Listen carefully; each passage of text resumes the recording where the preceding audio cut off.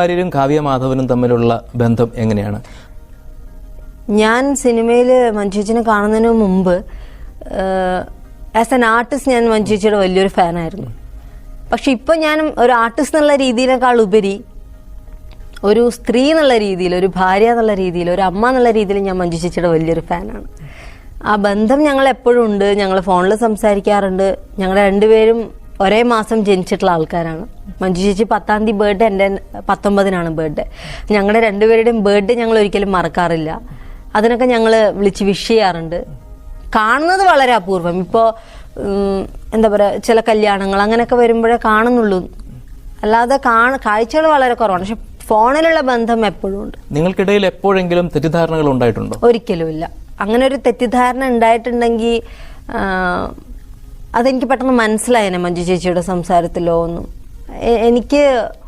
ഞാൻ വളരെയധികം ഇഷ്ടപ്പെടുന്നൊരു ആർട്ടിസ്റ്റ് എന്ന് പറയാൻ പാടില്ല, എൻ്റെ ഒരു ചേച്ചി എന്നുള്ള രീതിയിൽ ഞാൻ കാണുന്ന ഒരാൾ തന്നെയാണ് മഞ്ജു ചേച്ചി.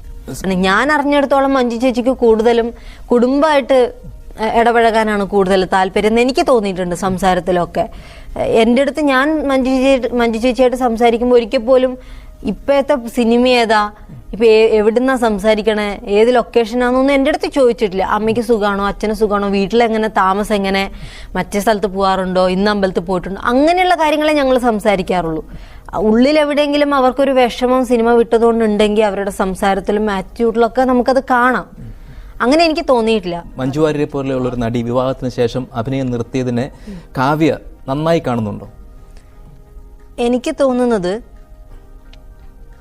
മഞ്ജു ചേച്ചി അന്ന് അഭിനയം നിർത്തിയത് കൊണ്ടാണ് ഇന്നും ഇപ്പോൾ അഭിനയം നിർത്തിയിട്ട് ഇത്രയും വർഷമായിട്ട് നമ്മൾ മഞ്ജു ചേച്ചിനെ കുറിച്ച് ഓർക്കുന്നതും. മഞ്ജു ചേച്ചീനെ ഏത് ഹീറോയിൻ വന്നാലും അവരുടെ ഒരു ഇൻ്റർവ്യൂവിൽ മഞ്ജു വാര്യർ എന്നുള്ളൊരു വിഷയം ചോദ്യമായിട്ട് വരുന്നതും.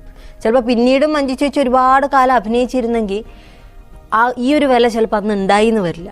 മഞ്ജു ചേച്ചി ഏറ്റവും പീക്കായിട്ടുള്ളൊരു സമയത്താണ് മഞ്ജു ചേച്ചിനെ നമുക്ക് കണ്ടിട്ട് കൊതി തീരുന്നതിന് മുമ്പാണ് മഞ്ജു ചേച്ചി പോയത്. അതായിരിക്കാം ഇപ്പോഴും സാറ് ഇപ്പം എൻ്റെ അടുത്ത് ഈ ചോദ്യം ചോദിക്കാനുള്ള കാരണം അത് തന്നെയായിരിക്കാം. അപ്പം എന്നെ സംബന്ധിച്ചിടത്തോളം ഒരു മഞ്ജു ചേച്ചി കൂടുതൽ കുടുംബത്തിന് പ്രാധാന്യം കൊടുത്തിട്ട് ആണ് മാറിയത്.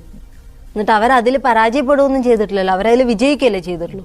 അപ്പം ഒരു ആർട്ടിസ്റ്റ് എന്ന രീതിയിൽ അവരെ നമ്മൾ പറയുന്നത് പോലെ തന്നെ ഒരു ഭാര്യ എന്നുള്ള രീതിയിൽ, ഒരു അമ്മ എന്നുള്ള രീതിയിൽ നമ്മൾ അവരെ അഭിനന്ദിച്ചിട്ടേ